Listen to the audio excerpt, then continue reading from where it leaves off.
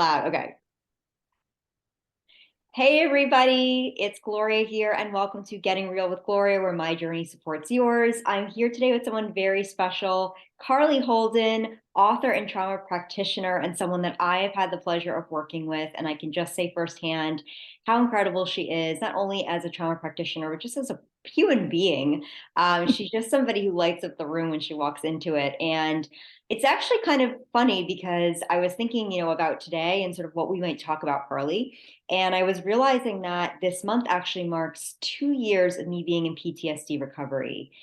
And this was actually, Karlee was a big part of my PTSD recovery, everybody. And she really helped me not only understand what trauma bonds were really keeping me held in a state of fear and a state of anxiety. But in addition to the trauma therapist that I was working with, Karlee really helped me supplement that trauma therapy. So I was going through cognitive processing therapy, which many of you may know, also known as CPT, which is basically where you dissect beliefs that are causing you fear and unwanted emotions like guilt and shame.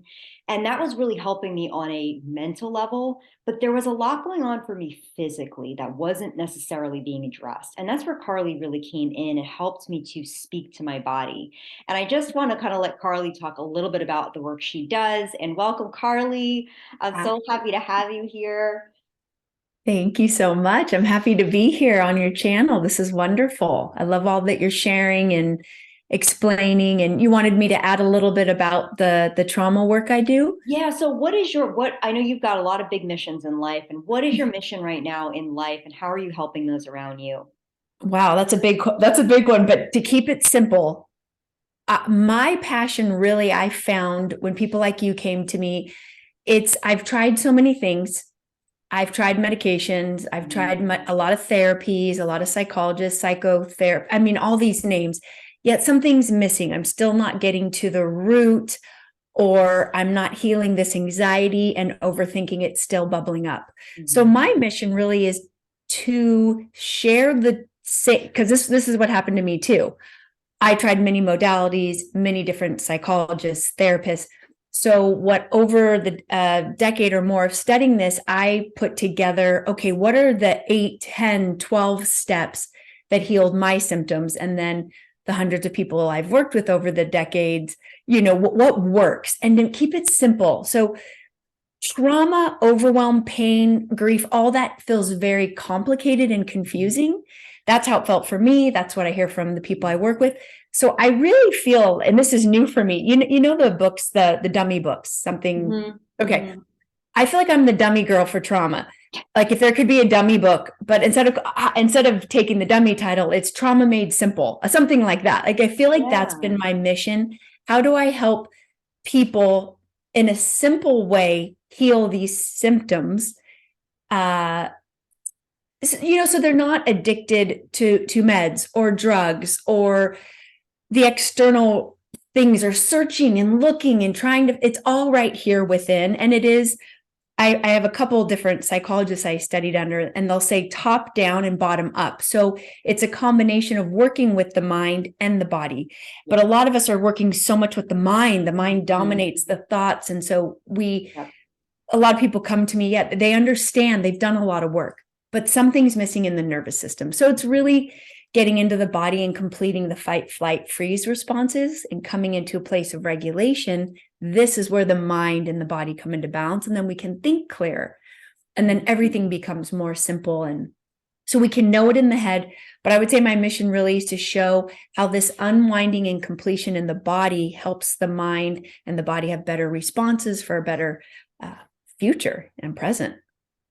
And I Is know that you're working, I mean, that all sounds, yes, it all sounds amazing and sounds okay? Did I say it exactly like right? what you did with me, more or less. So I saw Karlee when Karlee was doing, strictly traditional somatic experiencing, but now you have sort of your own method that you have created called the hold and release method. Is that right?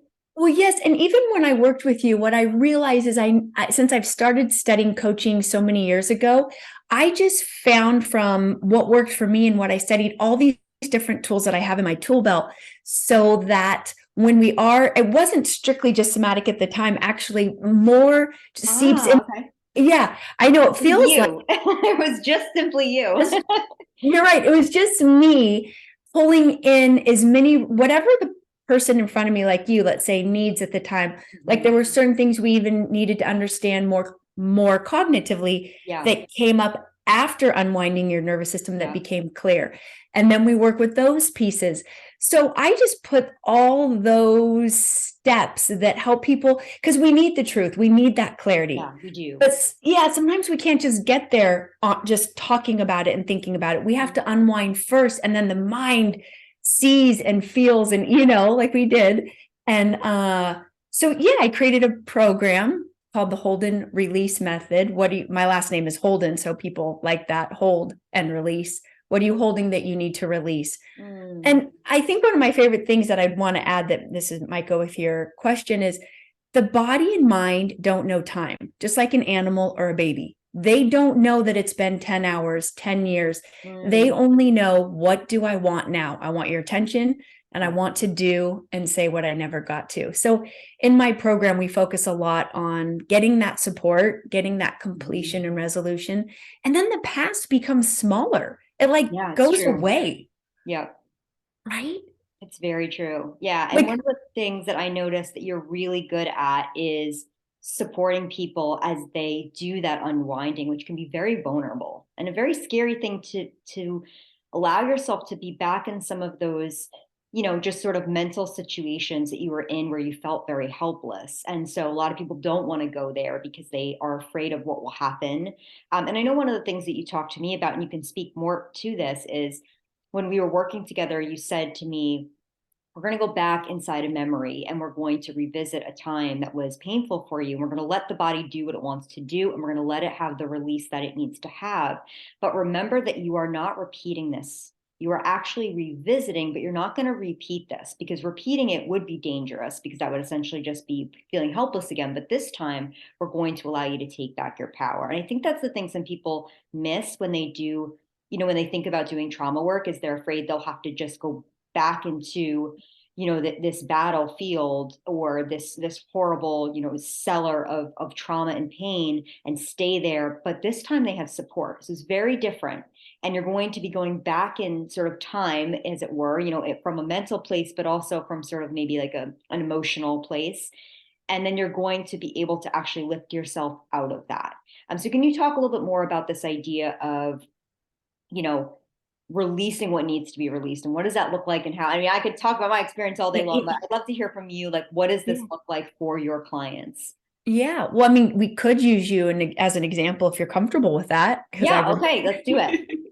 Well, I think this is why talk therapy may get such a bad rap, or people will come to me and say, I've been in talk therapy. What I know, because I've done that too, talk therapy is just talking about the same story. Yes, this is what happened to me, blah, blah, blah. So with the work we do, we don't just talk about the story of what happened. Right. We go into, okay, what's coming up? So for example, with you and I, we didn't just start talking about your past. Your body started to show us your arm was doing something, right? It was going into like a fight mode. And so without giving too many details, or we could on another interview, that we could do a whole interview just on tracking your body. Actually, we have that recording. Yeah. So your body was showing us it needed to fight something away. Yeah. And so we started working with that. And then the meaning, am I saying this accurately? The meaning became clear of what that was, who that was. Yes. And then after you had the release and regulation, why that happened, and that clarity that you found more in your mind and body. But to answer your question, it's a human is not just retelling the story. It's saying, okay, when I even think of talking to you right now, my heart's starting to race, my jaw's tightening, my abdomen and arms are tightening. Okay, let's just work with that. And then the story comes out organically. However, my job is to help the person as the story comes out. We have the body go into its power and completion, not the shutdown. So let's say somebody was hit. We're not going all the way through the event to the person being hit. No. The body, now that it has that safe, loving support, comes alive and it's charged up, and we're saying, okay, body, what do you want to do now? It's saying, oh, okay, I see that person that hurt me. I want to push away. Okay, let's do that. So you're rewriting your past, but it's in the present. And so you're really rewriting your present and your future because you're changing your past by letting that adrenaline out. So the story is now I got to fight back. I got to say what I never got to say because the throat may start to tighten. I got to move. So people will even get up in my sessions. I mean, we were on Zoom, but I ran out of one of the sessions virtually, my eyes closed. I know, I told you, I was like, okay, go, don't worry about me. And you went out the door. Yep. I mean, powerful stuff. Yeah, really. When it happened to me when I was in your shoes, and then so when I was a client, and another woman, these are two sessions I'm saying that were in person. We went out the office door. So I took this lady out of my office. And when I was the client, my practitioner took me out of the office. We ended up on the street where we were safe. We could see the trees. We were like, I'm out of that situation. And like, even as I say that, my legs are like starting to charge with energy because the cells in the body, what I see, they're like, even now when I work with someone or talking to you, they store memory and aliveness. So now my body is not shut down. It's very alive. So when I start talking about it, it gets fired up. And that's good. Yeah. Because we don't want to be shut down. We want to be in our body and our mind so we can have healthy responses, because that's why people keep having multiple traumas and when we say trauma, it's, they're shut down, they're bullied, they keep attracting these situations. So when we get out of that freeze and we heal one trauma, we heal many, and then those situations stop. I notice those situations that I used to draw in my life don't come in anymore. It's true. We do have this sort of like self-fulfilling prophecy that does happen. And I read once that it has to do with the nervous system really wanting safety. And when we're used to patterns, even if they're sort of dangerous patterns for us, if the brain understands how to predict those patterns. So, if it understands, okay, well, even though this isn't a great situation for me, I know what's going to happen. That's almost safer than the unknown. And so a lot of times we will get stuck in these patterns of, ending up in relationships where we keep continuing patterns from our parents or something. Generational trauma. And that's really because our nervous systems learn at a young age. We understand what this pattern looks like, or even patterns of like codependency or something. We understand what that looks like. And so that's what we expect. And that's what we kind of need. And so we just, like you said, keep pulling that toward us because it almost is, in a weird way, is safe, even though it's very much not. And so I think one of the things that's very cool about doing trauma work and really diving deep into some of these areas where we break through the trauma patterns and through the beliefs, but also breaking through on a nervous system level and breaking that fight or flight response. Or I should say breaking the response, but breaking the stored energy from the response that was never released. We are able to now know that we're going to be safe in other situations. Our nervous system gets sort of like this cozier approach to life where we understand that being in the unknown, we are actually very resilient and we're actually very capable. Because I think one of the things that happens is we discount ourselves. We discount what we're capable of because we feel like we'll just be hurt or we'll just be in a situation where things can go wrong. But when you start to work with some of these patterns, and I know I noticed this like within the first year in PTSD recovery, was that I felt a lot more capable of doing things that were scary because I felt that sense of, wow, well, if I can break trauma patterns, like I'm kind of a little bit invincible. I can kind of do anything. And I know your story is a really powerful one. And I do want to, we might circle back, but I do want to talk about your book. Can you please talk to my trauma, which is actually your second book? The other one is, can you please talk to my girlfriend, which is a lot about self-love. And I actually gave that to my sister. So I don't have the one here now, but this book I read, there we go. That's the other one. And so this book I read right after we started working together. It was like maybe one or two sessions we had, and then I bought this and I read it, I think in 24 hours or something. I was just so hooked to it. And it's really Karlee's beautiful, personal, vulnerable story of really, one of the traumas in her life and how she handled that. And it's really well written and really fun. And if you love like Hollywood and, all of the fun that comes with that, you'll also love this. But I did want to read something, and you talked about this, and then I want to go to the yes girl, because you know that that's definitely something people need to hear. So you said When we change in the present, we change the past, and this changes our future. In fact, our bodies are waiting for us to do just that. That's what triggers and patterns are meant to do for us. Things don't just come out of the blue, they come as a gift over and over until we learn, grow, and undo them. And I highlighted that because it just spoke to me when I read it. And I thought, yeah, that's exactly, so how did you sort of come to these big epiphanies in writing this book? What were some of the things for you that really were those aha moments? Yeah. Well, and I just wanted to add to what you said right before the book. I keep hearing it hardwired. It's like our nervous systems get Mm-hmm. hardwired Yeah. a certain way. So when we interrupt those patterns by rewiring, Mm-hmm. then we're not hardwired for shutdown or Yeah. fear. Yeah. We're regulated, so we're more open. And I think that's just it. Again, I feel like the wording that comes to me a lot is how do we keep it simple for people? Because the anatomy and all this can be complicated with the Yes. brain and the nervous Yeah. system. But it's so well, to go into your next question, how was I inspired to write this book? Is that what you Yeah. How were you inspired to write it? And what were the big aha moments that you had while writing it, or even while just going on your trauma journey? Well, this may sound a little out there, but full transparency. So I meditate and I've always been a very spiritual person.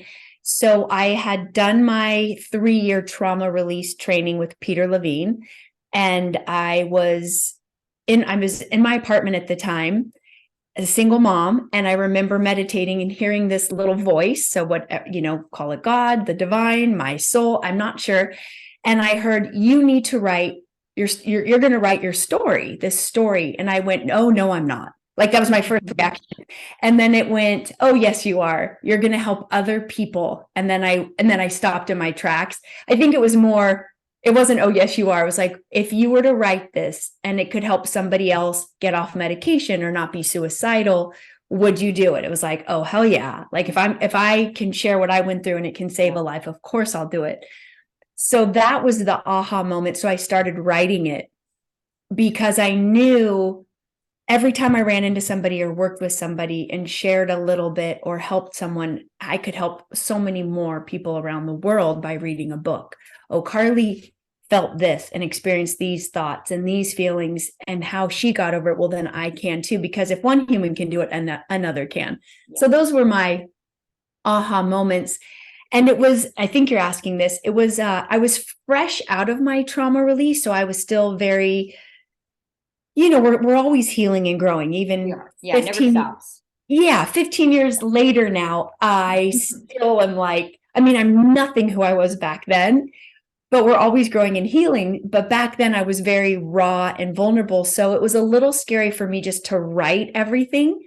So I remember going slow, and I remember I first talked my book and then had it transcribed. I had a little bit of help. There's a woman out there that actually helps you transcribe your book. You like sit and talk with her, and then it's transcribed. And then I edited it. And so why I'm sharing that is I think my nervous system actually needed support. Like I didn't want to say it or start writing it alone, which I think was smart of me now that I haven't talked about this much.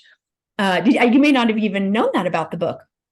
So it's kind of cool. You get this transcribed book of what you've spoken to somebody else. I was in a hotel room with her, and then I edited it and worked with it, or had editors and, added or took away and made it my own. And I remember as I was writing at some of the very difficult parts, going slower and telling my nervous system, you're safe, and going, oh, this is why it took me a while to write it, because you don't need to reactivate yourself. You have to be, I think for any author or healer, we have to be healed and more regulated before we can share something.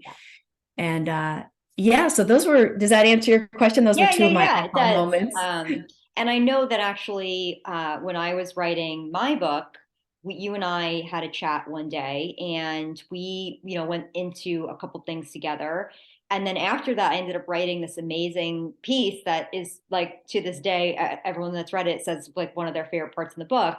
And it would not, I don't think, have been written if I hadn't taken that time to do that little extra exploration. So I think you're right when it comes to when we give to the world, we have to really stop for a moment and make sure that we are taking care of ourselves first, and making sure we're really doing the deep, internal reflection, because it makes it that much more powerful when we are ready to speak it or, write it or anything like that.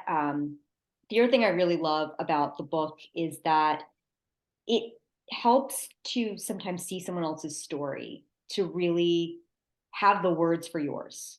Sometimes, like you were talking about trauma and how, when we get that energy stuck in our fight or flight response state. And when we're talking about that, everybody, what we're talking about is sort of, if you have a family member who, let's say, assaults you and you are not able to fight that family member, that energy in your body that is meant to fight on an animalistic level, on a survival level, that energy does not disappear and it doesn't not ever show up. It's there, but it gets locked away. And so the more that we repeat instances where we have to lock away that energy, the more in that fog that we get, the less clear we get, the more in our heads we get, and the less connected to our bodies that we get. And so I know, from experience, sometimes when you are someone who's experienced multiple traumas on top of trauma, you begin to almost live as though you are one big ice cube in a lot of ways. And Yeah. it isn't sometimes, you don't, like you said, you don't have that mental clarity. You're constantly living in your head in this sort of like your thoughts become a swarm of bees around you and you can't really see outside that. But sometimes when you read someone's book, and I know I felt this way when I read yours, that clarity comes to you through somebody else's words and you're able to say, oh my God, that's me. And now you can do the work because you're like, oh my God, I don't want to be here. I want to be there. And I see that they're there and I want to join them. And so I think that's the beautiful thing about people like you that do write memoir or even just write about someone else's story. You're giving people the gift of words when they don't necessarily have the words themselves. Oh my gosh, you just said something that I haven't known how to describe. So I've heard over and over, Karlee, when I'm reading your book, my nervous system is healing with you. Mm-hmm. And you just described it perfectly. And I didn't realize it was going to do that. That wasn't even my intention. But I love that. So what you're saying is your nervous system is tracking that. That's something like, not like, sorry, that's something I love working with people or even engaging with people, like even just you and I talking right now. You can feel the synergy even over Zoom. Like Yeah. it's in the body, right? I can feel you're Yep. feeling the excitement starts to grow. And so when you read somebody's story or book, that is happening also. So people were saying, my nervous system is going up with you, it's unwinding with you.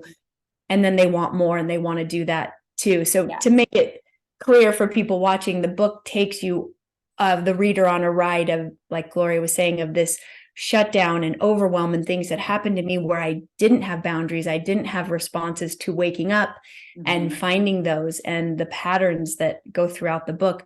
I finally get to towards the end of, I wake up, I get to heal, and I get to become somebody I didn't even know I could become. And that's really why I share this work, because I love helping people find their voice and make life more simple and free and happier. It's so bizarre to think how dark you and I both were to who we are now. I don't recognize, I love the old me, but I don't recognize her. It's so true. That was one of the weirdest things when I was doing the release work with you. I remember there were a couple weeks after that where I looked at pictures. I had this, wall with pictures of myself and like friends and family and things like that. And it was like I didn't recognize the person in the pictures. Like even the eyes, I was like, I don't see that person. I actually ended up taking the pictures down because I was like not ashamed of that, but I just was like, this doesn't make me feel good. I don't register with this because it's literally somebody who was so frightened of the world, who I lived in love that such fear. I felt I have had the same thing. Like I have very few photos up because I'm like, what do I want to show? That's probably why, because the old photos are when we're in a state where we're living a lie or we're distraught, but yet we have these photos. It's like, no, let's put up some really real ones of how I'm feeling now, right? Yep. So true. And I think that that's one of the gifts that we do get is a more authentic self when we do break some of the trauma patterns, because I think our personality molds around these patterns. And so we end up doing things, actually, this is a perfect segue. We end up doing things that we wouldn't normally do, but we brand that as us. And one of the things that you talk about in here, which I also highlighted, was the yes girl. I'll call it the yes girl syndrome, which I know I very much had. And what's fascinating to me about sort of the yes girl syndrome, and you could be a yes boy or someone, or yes, non-gender person as well. But when you end up in that place, it becomes part of your identity. And you really do see it as a way of being worthy in the world. It's like if you say yes to people and you're making people happy and you're committing to things that are don't resonate with you, but they make somebody else, feel good about themselves, or you're giving to even just of your time when you don't have it for yourself, but you feel like that's what selfless service looks like, or something like that. It becomes your identity, and it's very hard to feel like you have any worth outside of that. And so I feel like you go through kind of a personality shift when you let go of this. And you said, um, I sat down, got my paper, and yet again, it was as if something was writing through me. The first thing I wrote was boundaries, because I was the original yes girl. I said yes to everything. I said yes when I meant no. I said yes when I meant maybe. I said yes when I had no idea at all about anything. I took care of people's feelings by saying yes, but really I wasn't taking care of my feelings. And then I would end up hurting myself and others. I also heard that I had to love myself more than him. Loving myself enough meant being able to say no to him and to any situations in life that didn't feel right, no matter what anyone else was saying. So I'd love for you to just comment on the yes girl, and how Oh. can people identify that they're a yes girl or person, and what are the ways that people can break that? Oh, you brought a tear to my eye. Oh, yes, I remember being that way. Like, this feels good. I think that emotion felt so, I've come so far from that I just lost actually your question. That's fine. I was just, I love this. This is what this is supposed to be, getting real. Yeah, This is exactly yeah. perfect. So the question was just, how do people know when they are a yes person? Because many of us don't realize that we're living life like this, because it's just so expected at an early age that this is how you are. And I know for me, I was never taught to say no. No, like even as a child, when you go through that like terrible to no phase, like that was not so much a thing. Like it was, no was not an option. It was yes, and yes Yeah. with a smile, and that was it. So I think when you're programmed like that, you don't really know how to say no, even in situations that are very dangerous. And I think that's sort of unfortunate piece sometimes with parenting, when you teach your child that it's always yes, and you don't teach them no, they don't then know when a no is wanted.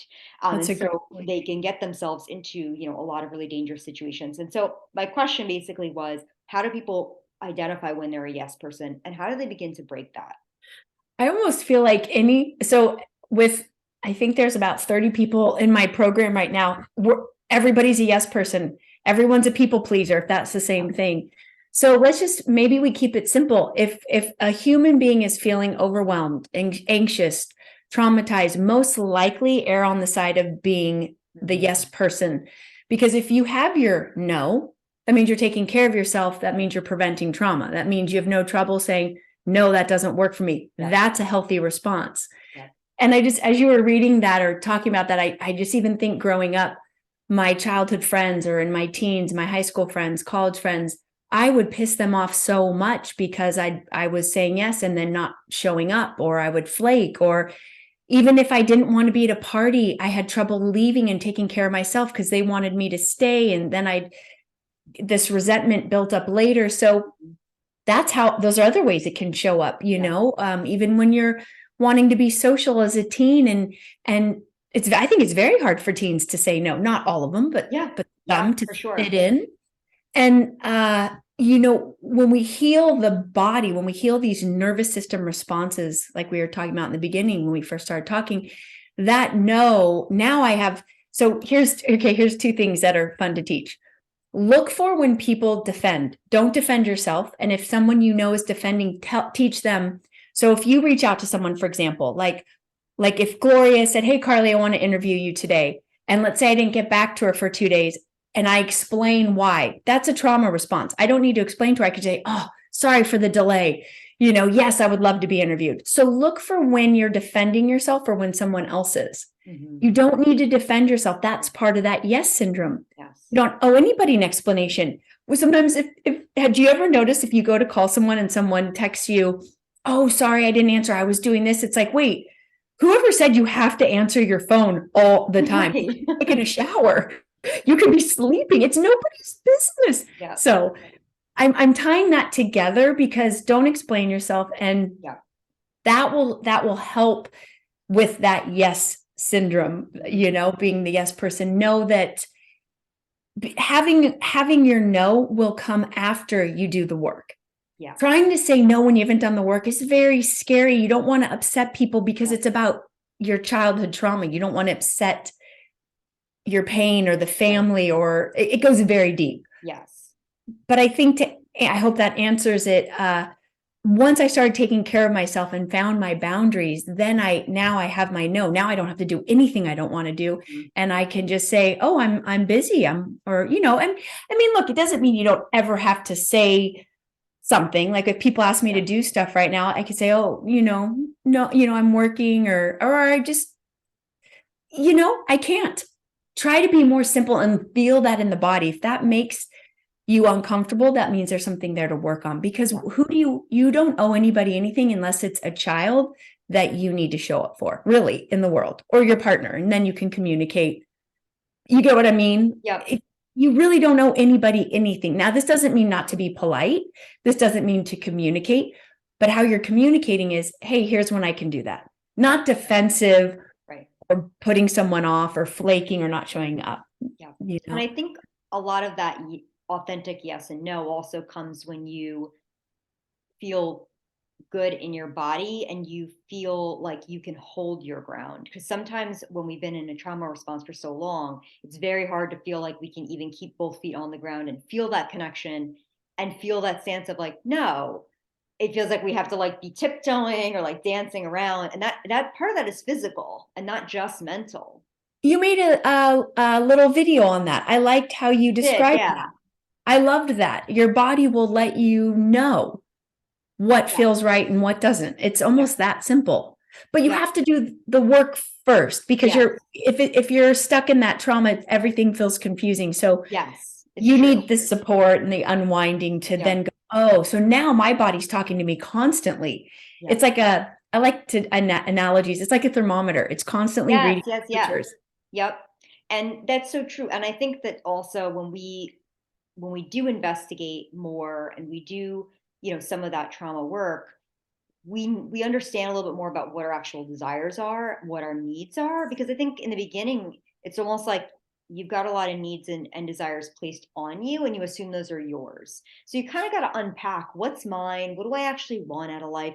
So it's hard to give it an authentic yes and no if you don't even know what it is you really want. So, like if I was someone who was extremely social in the sense that from, like my teen years into probably my like basically like right before I turned 30, I was always, needed to be around people. It was like very scary to be alone. And so I thought my desire was I have to be around people. My desire was I'm a social butterfly. I thrive in like big settings. But after I did, a lot of trauma work, I was like, oh, actually, I like to be alone.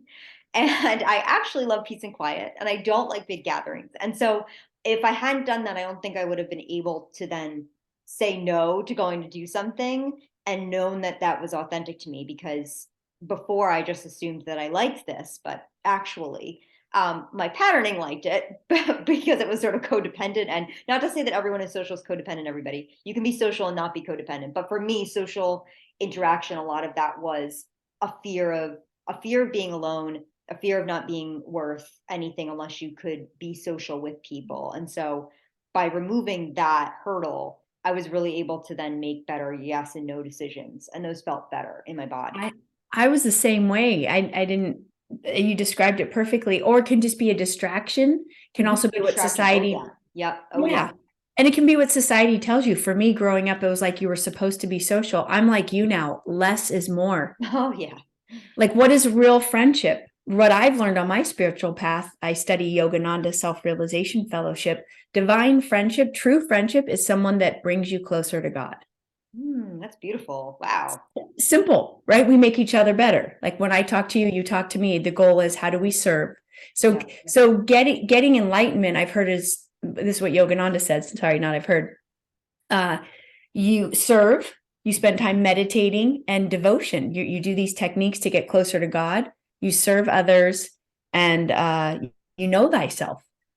So Yeah. service. So, that's why I love the kind of people I love being around are people like you, where you're like, okay, I'm on a mission. I want to share. I want to help. Yeah. And that's really the friends. I have a 13-year-old, and try teaching teenagers that right now. So, she doesn't have a whole lot of friends because her thinking is this is the path she's been raised on. She's ready to work and serve. She's not just running around, doing what teens do. So I think that's a great thing to teach all humans, no matter the age. What kind of people do you want in your life? What are they making you better? Yeah. And How I do think we we can have more clarity on that when we've broken past some of the beliefs that are keeping us in a certain way, or forcing us to maintain personality traits that we actually don't want to have, or to say yes to things we don't want to do. I think that all becomes much clearer to then surround ourselves with the people that align with what our heart's desire really is, and what we want out of life, and what our purpose is even, which I know for me, I sort of think that our purpose is just to really experience joy and fun. Like that's, Yeah, I've gone through a lot of phases of it, but I think that's where I land now, is like, I think our purpose is just to have fun. Like, it actually is. yeah, You're absolutely right. I mean, Christ said to enter the kingdom of heaven, you have to be childlike. So what does a child do? They have fun. They're not going, oh, what do I do with my life? Where's my friends? What's my purpose? They're literally, I have a 2-year-old. He is just joy. He radiates joy. That I'm really getting there now too. Like I'm starting to care less and less about everything. I mean, I love serving. I love doing our yeah, interviews. I love writing. I love helping people, but there's less pressure. yes, It doesn't have to be yeah, about being successful and what do I do with my life? It's just find that joy, do your healing, yeah, give back, and let that, and then the world gives to you. yeah. And we're capable of giving more when we've given to ourselves first, when we've filled our cup, so to speak, then we can give. But it's very hard to give with an empty cup, and it's very hard to not have resentful feelings when we give out of a place of emptiness, because it's not fair for anybody, really, for the person giving it or for the person receiving. So I think that it's another thing that definitely, I think, comes out of trauma resolution or trauma recovery, is really a sense of, you do have more energy. I know, like, that was something I really noticed. Oh my gosh, like, I was somebody who lived on, a few cups of coffee a day. And then when I did my trauma recovery, I was like, I actually can't now really have coffee because it's just like too much for my nervous system. So I wake up and I just am naturally caffeinated. Like I do not need any caffeine. Like I do get a lot of sleep, but I noticed that I just was a lot more vibrant after that, and had a lot more connection to my body as well. And I think when we are more in touch with our body, we naturally have more energy. Absolutely. No, that's such a great, when you start doing this work at first, you can feel lethargic. And I don't say tired. I like the word lethargic, like a feeling after you've had a good massage or a good Mhm. workout, Yep. or or a jet lag. You just want to Yep. sleep and it feels so good. So after you rest, I like the way Peter Levine says it in this one part of our training. Oh my gosh, why am I blanking? Oh, collapse and rebound. Oh, So yeah. Hmm. I don't know if we ever did that in our session, but the nervous system gets so tired of being shut down and holding, Yes. and when we're saying holding, I want people to know too, it's when somebody's being manipulated or bullying. Mhm. If we don't say stop and get Yep. away, the nervous system just starts holding. It's exhausting. Yes. So we It is. collapse. Yep. And then when we rebound, it's like we shake off all this energy, and Yep. we have so much more energy, and it feels, I agree. I still love a little latte or a cup of coffee here and there, but I don't need it, Yep. or Yep. you're right. When you're happy, when you're loving yourself and you're not being bombarded by other people's projections and Yep. energy, your energy just, it soars. You're tuning into your heart Yep. and your soul, which is infinite Right. energy. Infinite energy. And I think you do get access to that definitely when you're able to shed some of those layers, because it is a lot of work to hold all of that in. It's a lot of work for us to maintain those patterns and maintain maintain especially when you're somebody who is in that sort of high functioning state. Although you've had a lot of trauma, you are very well equipped actually at sort of binding all that together and holding that. And I know for me, like, I had so much tension in my body. Now I'm even now, like, I work on that a lot, because I'm naturally somebody that just holds. Um, But I noticed that even just in the holding, you also then lose access to feeling in a lot of your body as well. So for me, I couldn't actually feel a lot of the areas of my body. That's something that we worked on actually, was to bring feeling. And in the beginning, because I started working with you right after I had the seizures, and in the Yeah. beginning, a lot of what was happening in my seizures was that I would actually feel this big release.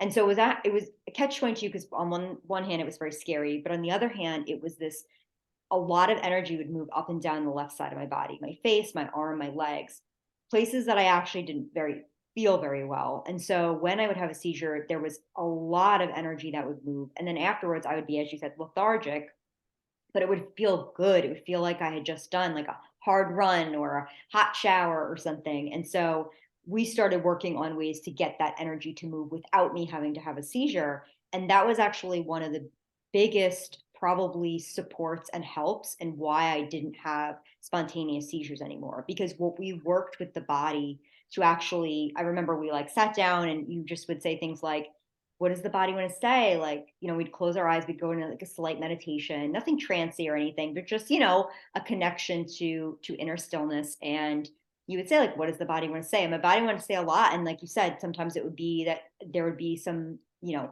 fierce action with wanting to hit or claw at things, and it was only in releasing a lot of this energy that then the seizures became less and less, to the point where I barely had them anymore. And even now, like when I have some flare ups, I'll do some of the work that we did informally, because just to get things moving to see if that will help. And a lot of times it does. And now it's very rare that I ever have spontaneous ones.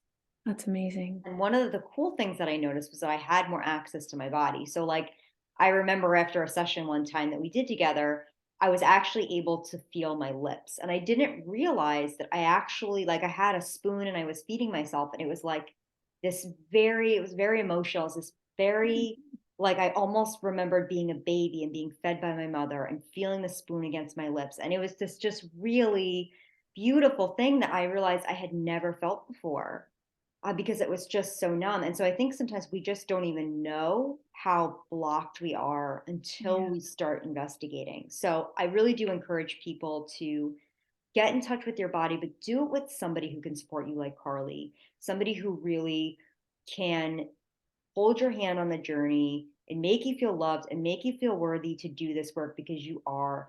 And so many other things are going to just like spiral in the best possible way for you. Like you said, you're going to meet new people that are going to be the right people in your life. You're going to get that job that you've always wanted. You're going to embark on that creative endeavor you never thought you could. I just feel like so much opens up when we do this work.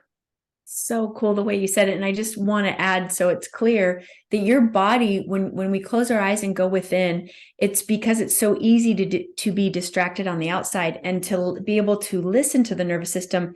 It almost helps to close off the external senses. Yep. And so your body was showing a healthy fight response of something it wanted to get away from. I just wanted that to be clear for people. It wasn't just doing it because there was some event in your life where Gloria really needed to, what you would have liked to have done is hit or move away. Yeah. And that is so cool. Not enough people know that we get to let our bodies do that. Yeah. I've walked people through getting away from dangerous events where, Yeah. let's say the dangerous event happened here and they shut down. They get to turn away, stand up, move away, put their arm out. I just really want to like spell it out, because so it doesn't sound confusing in any way. It's really powerful. It Yeah. So is. I Yep. love the way you said that at the end there. It changes your whole life. It does. And like you said, what you're doing is you're sort of tapping into the past to change the present, because your body does not know time. So for you to mentally go, it's why a lot of times when we do talk about trauma, or when we avoid it, our brain thinks that we are going to continually going into, you have, like for me, like in the past, I would have a work issue and that would make me actually go into a fight or flight response. And then it would be like, that would activate trauma. And so the brain didn't know the difference between a work issue and like an actual assault. It did Yeah. not understand the difference. And it was both assaults. That's how it saw it. And so, Even excitement. Yeah. Oh, right. Yeah. Oh, that's right. Because I had a bunch of issues with joy and like experiencing joy because my body, every time it would experience joy, it would be like, whoa, this is too Any much. arousal, any arousal. That's why people have trouble Yep. enjoying good things. Because if you go up in the nervous system, Yep. even if it's good, Yep. it remembers the bad until you come out of it. Right. I think if what's coming to me right now, if I were to market myself in a way, it'd be rewriting your past, rewriting your nervous system's responses to create a new present and a new future. I love that. Rewriting your trauma responses to create a new present and a new future. I love that. Yeah, like I don't even want to say the word past, rewrite, because everybody knows they have trauma. What it's a trauma response, or rewriting your unhealthy responses, right? Because not everyone knows they have trauma. No, because sometimes we think trauma can only be the big, like they've made a Netflix special on it. And trauma is really anything where you felt helpless. And that Yeah. can seem small to some people, but also no trauma is equal. And so everyone's is valid because it's really how we perceive the world. Therefore, there's nobody that can really say whether or not that's valid trauma. So we may not even realize that there are things that we're like, whoa, we didn't think that was a big deal. But you know what? Our body held on a lot of energy from that experience. There was something that we wanted to do that we didn't. And so we're still like holding on to that stale old energy. Absolutely. And if we have big traumatic events like I write about in my book, that means I had trauma from before that was harder to see. It's not just this one experience. That one experience woke me up to the trauma from my childhood, to my parents' trauma, to really validate what they went through and what I went through, that even things that are hard to see, there can be trauma. Yeah. And when we do that work, we are breaking the trauma for generations after. So it's powerful. It goes beyond just us. It's like so worth doing. It's the best parenting. Yeah, the best gift. Yes. True. Oh, lovely. Well, it was wonderful to speak with you. How can people find you? Where are you? And I'm going to put all this in the comments as well. Okay.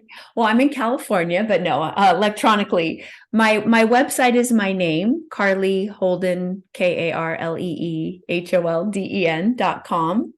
My books are there. To contact me is there. People can book calls with me, and I explain my program more to see if someone's the right fit. Everything is on my website. I think that's the best spot. Great. And you have some Facebook groups too, right? That people can Oh, yeah. access from the website or Yes, I have a Facebook group. It was moving forward from trauma. Now I've been calling it freedom from anxiety and overthinking. things that everybody needs right now. We Yes. almost all of us are overthinkers at this point. Yes.